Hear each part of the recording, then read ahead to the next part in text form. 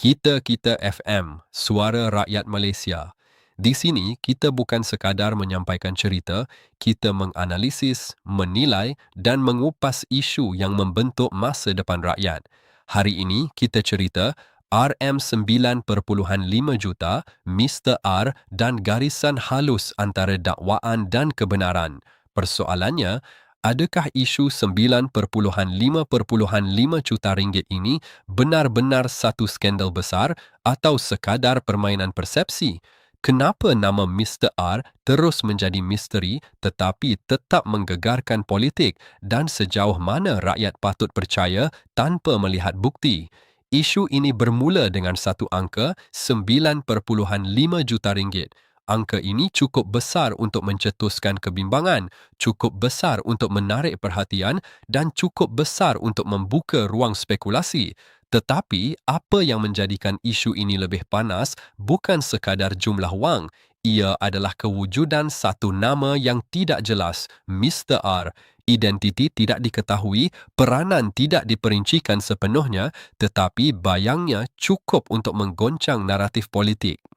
Di tengah kekeliruan ini, tampil Syed Ahmad Abdul Rahman Al-Haddad dengan satu pendirian yang agak berbeza daripada arus sensasi beliau.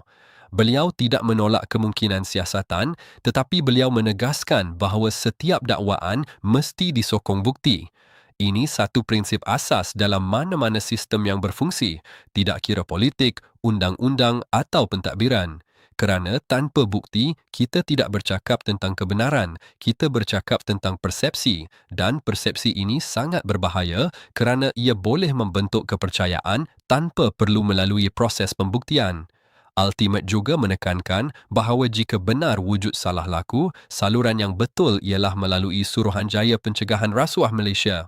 Ini penting kerana hanya melalui siasatan rasmi, kebenaran boleh diuji, bukti boleh diperiksa dan keputusan boleh dibuat secara adil.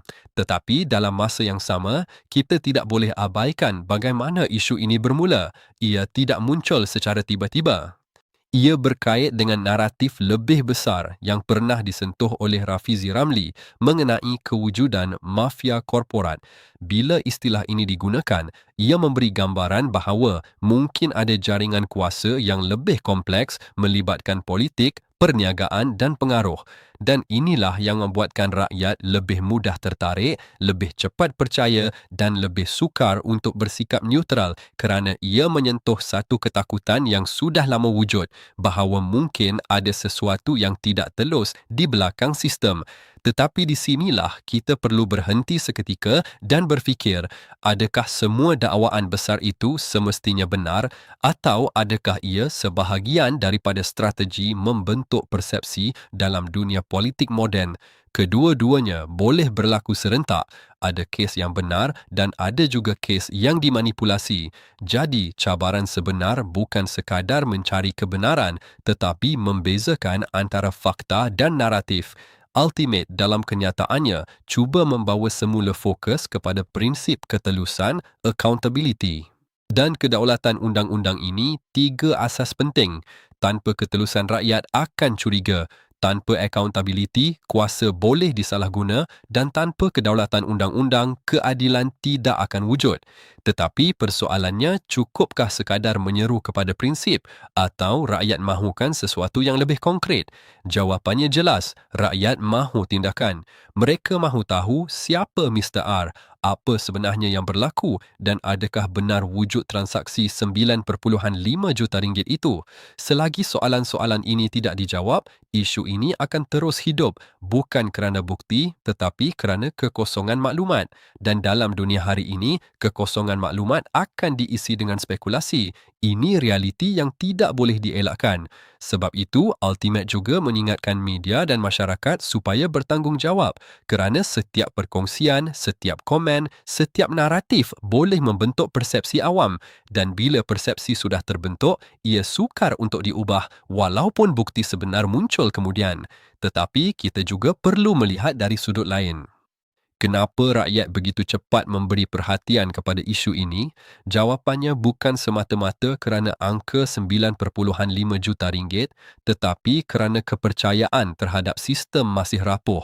Setiap dakwaan besar akan menghidupkan semula keraguan lama dan ini adalah cabaran terbesar mana-mana kerajaan. Bukan sekadar mengurus ekonomi, tetapi mengurus kepercayaan. Ultimate menyebut bahawa kerajaan sedang fokus kepada ekonomi dan kesejahteraan rakyat, itu memang penting. Tetapi dalam realiti, ekonomi dan integriti tidak boleh dipisahkan. Pelabur melihat kedua-duanya. Rakyat menilai kedua-duanya. Jika integriti dipersoalkan, ia akan memberi kesan kepada keyakinan. Dan bila keyakinan terjejas, kesannya boleh meluas. Jadi sekarang kita berada di satu persimpangan, satu jalan membawa kepada siasatan yang telus dan berasaskan bukti, satu lagi jalan membawa kepada perang persepsi tanpa penghujung. Pilihan ini bukan hanya di tangan ahli politik, tetapi juga di tangan rakyat, kerana apa yang kita pilih untuk percaya akan menentukan arah naratif. Dan sekarang kita tanya soalan paling penting dalam isu ini, siapa sebenarnya yang sedang menang? Adakah pihak yang membuat dakwaan kerana berjaya mencetuskan perhatian atau pihak yang menyeru kepada bukti kerana mempertahankan prinsip, atau mungkin tiada siapa yang menang kerana setiap hari isu ini berlarutan, kepercayaan rakyat sedikit demi sedikit terhakis dan itu adalah kerugian terbesar di hujung cerita ini.